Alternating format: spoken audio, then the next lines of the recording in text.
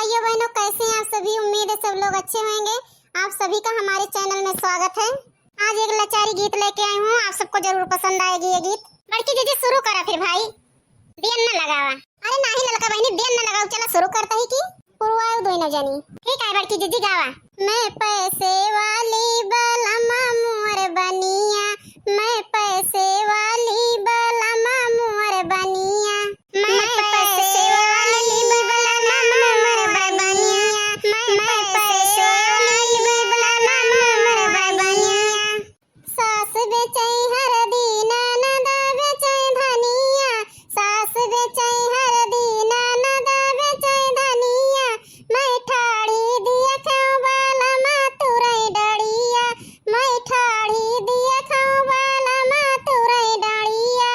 सास बेचै हर दिन ननद बेचै धनिया, सास बेचै हर दिन ननद बेचै धनिया, मैं ठाड़ी दिया खाऊं बलमा तुरै डड़िया, मैं ठाड़ी दिया खाऊं बलमा तुरै डड़िया।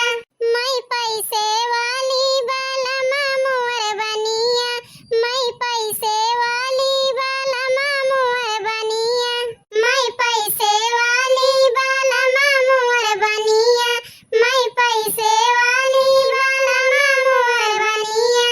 सास मोरी मांगै ननद मोरी सईतै, सास मोरी मांगै ननद मोरी सईतै, मैं ठाड़ी दिया खाऊं बलमा भरै पनिया, मैं ठाड़ी दिया खाऊं बलमा भरै पनिया। सास मोरी मांगै ननद मोरी सईतै, सास मोरी मांगै ननद मोरी सईतै, मैं ठाड़ी दिया खाऊं बलमा भरै पनिया, मैं ठाड़ी दिया खाऊं बलमा भरै पनिया। मैं पैसे वाली बलमा मोर बनिया, मैं पैसे वाली बलमा मोर बनिया, मैं पैसे वाली बलमा मोर बनिया, मैं पैसे वाली बलमा मोर बनिया। सास मोरी मारै ननद गरिया आवे, सास मोरी मारै ननद गरिया आवे, मैं ठाड़ी रोऊं बलमा लिये कनिया, मैं ठाड़ी रोऊं बलमा लिये कनिया।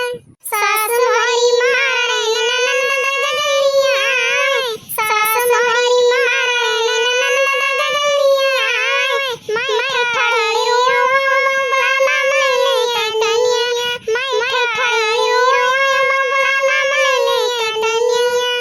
मैं पैसे वाली बलमा मोर बनिया, मैं पैसे वाली बलमा मोर बनिया, मैं पैसे वाली बलमा मोर बनिया, मैं पैसे वाली बलमा मोर बनिया। हाँ तो भाइयों बहनों, आप लोग बताना हमारी गीत कैसी लगी आप सबको। अगर थोड़ा भी अच्छी लगी होगी आप सबको तो सब्सक्राइब कर लेना, जितने लोग नए रहना लाइक कर देना और वीडियो को शेयर कर देना, प्यार दुलार देना, आशीर्वाद देना। मिलते हैं अगली गीत में, तब तक के लिए बाय बाय। तब तक के लिए आप लोग खुश रहिए, खुशियां बांटिए, खूब खुश रहिए अपने परिवार के साथ। Bye bye, bye by.